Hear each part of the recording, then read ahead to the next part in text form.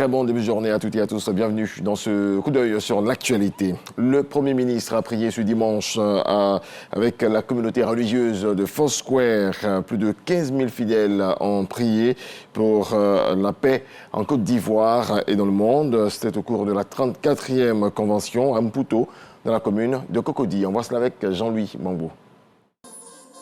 Voici, j'ai mis devant toi une porte ouverte. Tel est le thème de la 34e Convention nationale de l'église Foursquare de Côte d'Ivoire. Événement qui réunit chaque année des milliers de fidèles de cette église et qui a reçu pour sa clôture le Premier ministre Robert Begré-Mambé. Venus des 4 coins du pays et même de l'extérieur, les membres de l'église Foursquare ont prié pour la paix et la cohésion sociale en Côte d'Ivoire. La Bible dit: priez pour la ville dans laquelle vous êtes, parce que votre paix dépend de la paix de cette ville. Et c'est important pour nous, plus qu'un devoir, que nous puissions prier pour la cohésion sociale, pour la paix. Elle est tellement chère et c'est notre responsabilité en tant que chrétiens et pasteurs. Prier l'Éternel Dieu avec ses frères et sœurs, quelle que soit leur religion, est une grâce, selon le Premier ministre, qui a encouragé les fidèles de l'église Foursquare à continuer de prier pour que la Côte d'Ivoire soit un pays prospère. Je suis venu, au nom du président, encourager nos frères et sœurs afin qu'ils continuent de prier toujours le Seigneur pour que la Côte d'Ivoire soit un pays prospère, un pays de paix, un pays de fraternité, un pays d'amour profond les uns pour les autres. Notre seule richesse et la plus grande, c'est la Côte d'Ivoire et l'amour entre les frères et sœurs ivoiriens et l'amour envers tous les autres pays du monde. Nous sommes venus demander la grâce du Seigneur pour tout le monde, que le nom du Seigneur soit béni. Ce sont quelques 15 000 fidèles qui ont pris part à cette 34e convention nationale, marquée par la participation d'une dizaine de pays et aussi par la présence du président mondial de cette église, l'Américain Randy Remington. On reste en religion et on part en bref et en images. En France, plus de 7000 pèlerins venus du monde entier se sont retrouvés à Lourdes. Sur les pas de Bernadette, ils ont prié et renouvelé leur foi dans la confiance de Jésus-Christ à travers des prières et des processions. On en vient à cette messe d'action de grâce à la paroisse Saint-Joseph de Laou-Panda.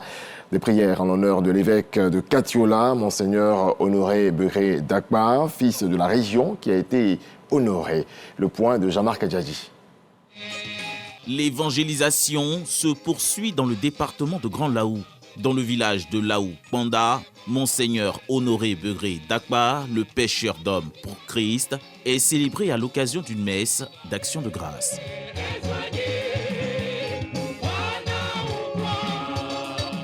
Nous suivons aussi dans les camps de retraite à Ebounou, à Groguida, où par leur apport, les séminaristes, donc, chaque fois, Laou-Panda était premier, soit emballé dans les concours bibliques auxquels nous-mêmes avons participé. Donc c'est une grande joie pour nous que de le voir évêque ici aujourd'hui. L'évêque de Katiola, fils de la localité, est honoré pour ses actions humanitaires et ses œuvres en faveur du développement de la localité. Cette messe, dans son contenu, et dans son déroulement, m'a rappelé beaucoup de choses parce que c'est ici que je suis né et j'ai grandi, j'ai fait l'école primaire ici. C'est ici que j'ai eu la vocation pour entrer au petit séminaire et c'est ce village, la communauté chrétienne, les parents qui m'ont porté jusqu'à mon ordination.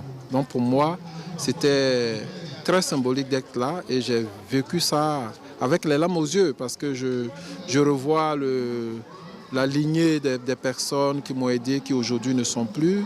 Évêque, depuis mai 2023, Monseigneur Honoré Begré Dakbar était membre du clergé de l'archidiocèse de Gagnoa, secrétaire général de l'Université catholique de l'Afrique de l'Ouest. Il enregistre à son actif 25 années de sacerdoce.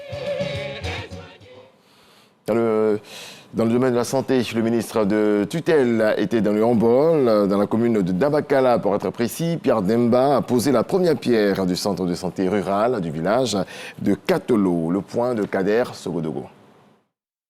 Bientôt, un centre de santé rural à Kotolo, village de la commune de Dabakala. Accompagné du ministre de la Transition numérique et de la digitalisation, Khalil Konaté, président du conseil régional du Hambol, le ministre de la Santé, de l'Hygiène publique et de la couverture maladie universelle, Pierre Dimba, procède à la pose de la première pierre de ce centre de santé, une initiative saluée du reste par les populations de la région.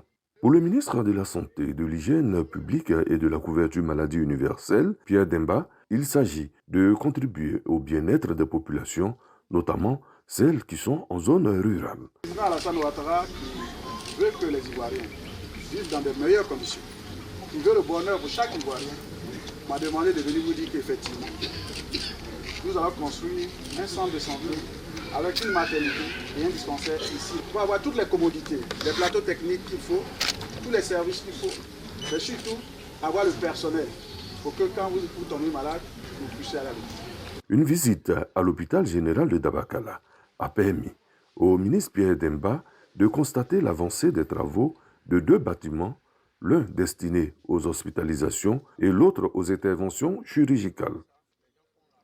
Selon les chiffres de l'UNFPA, en Côte d'Ivoire, plus de 73 000 femmes et filles sont victimes de la fistule obstétricale. La maladie est causée par des lésions les plus graves et invalidantes lors d'un accouchement. Dans ce reportage, vous allez le voir, une ONG a décidé de voler au secours des malades en ouvrant un centre d'accueil à Logoualé. Jean-Luc Bambo nous en parle. Dans ce centre communautaire d'accueil et de réhabilitation des femmes et filles appelé CKRF, vivent plus d'une trentaine de femmes victimes de la fistule obstétricale, une maladie causée par des lésions les plus graves et les plus dangereuses lors d'un accouchement. Parmi ces pensionnaires, Dame Claudine, mère de 7 enfants. Mon mari m'a divorcé. Mon fils, il était en ville. Il allait écrire mon nom à l'hôpital. Et puis il m'a appelé à moi. Et dans ça, il a vu cette opération. Il a souffert. Au centre hospitalier régional de Mans, plusieurs cas sont traités régulièrement par les médecins. On ne peut pas dénombrer par trimestre le nombre de dames qu'on reçoit. Mais néanmoins, lorsqu'il y a des missions, on est au-delà de 30 dames. Après une opération chirurgicale, ces femmes victimes de la fistule obstétricale, aussi appelées survivantes, sont internées au centre communautaire d'accueil et de réhabilitation des femmes et filles de Logoualé pour un séjour de 3 mois avant de regagner leur famille. Les femmes venaient à nous. On ne savait pas où les mettre. C'est comme ça que j'ai eu l'idée de créer ce centre, qui est un espace sûr pour les femmes. Elles ont été rejetées par leur communauté. Donc, il était bon pour nous de les accueillir. En vue d'une prise en charge efficace, les populations de Logoualé se sont constituées en club d'amis du CKRF afin de ravitailler les pensionnaires en vivres. On enlève le manioc, on fait le placali et de la kéké pour soutenir le centre. L'année dernière, on a eu un projet avec elles. Elles ont eu des formations en nouvelles cultures agricoles. Leader de la campagne nationale pour l'élimination de la fistule obstétricale en Côte d'Ivoire, cette ONG pilote au total 22 projets socio-économiques avec un accent particulier mis sur l'autonomisation de la femme, l'éducation, la protection de l'environnement et le développement personnel. À Daloa, les équipes sont à la tâche. Contribuer à l'avènement d'une société juste où les citoyens, sans distinction de sexe, sont acteurs de leur propre développement tout en bénéficiant équitablement et systématiquement des fruits. C'est en définitif la vision de génération femmes du 3e millénaire avec comme principaux champs d'action l'éducation pour tous, la santé, l'environnement, le développement durable et la promotion du genre. En parlant développement à présent, le maire de la commune d'Agny-Bellecro a échangé avec les populations de sa commune. Siandou Fofana a décidé de valoriser les compétences féminines à travers plusieurs projets de développement. On en parle avec Patricia Omouetia. Le maire de la commune d'Agny-Bellecro, Siandou Fofana, aux côtés des populations de sa commune, pour échanger sur les projets de développement. Une visite a été rendue aux sinistrés de l'incendie du marché, occasion pour le maire d'informer les populations pour la construction d'un nouveau marché. Nous disons vraiment merci au ministre Siandou Fofana pour ce qu'il fait pour la commune et pour ce qu'il fait pour les femmes d'Agny-Bellecro. Je voudrais profiter de cette occasion, lui demander un soutien, de nous soutenir, nous les femmes qui exerçons dans le métier de l'élevage. qu'ils nous soutiennent, qu'ils viennent nous appuyer. Siandou Fofana a également valorisé les compétences féminines par des appuis financiers pour faire fructifier les activités génératrices de revenus. C'est un grand moment pour eux qui permet de mettre tout le monde en communion et vivre leur fraternité et leur solidarité de manière franche et sincère grâce aux vertus du sport et aux valeurs du sport. Et donc dans ces moments-là, nous sommes heureux de savoir que la jeunesse dans son ensemble du département vit en harmonie avec ses valeurs. Au thème de cette journée d'échange et de proximité, un match de football et un concert ont mis fin à cette visite d'échange de Siandou Fofana, maire de la commune d'Agny-Bilekrou, avec les composantes socio-professionnelles et communautaires de sa commune. Présent sur ces ponts qui facilitent la traversée des cours d'eau, mais aussi qui désenclavent les localités et fluidifient la circulation.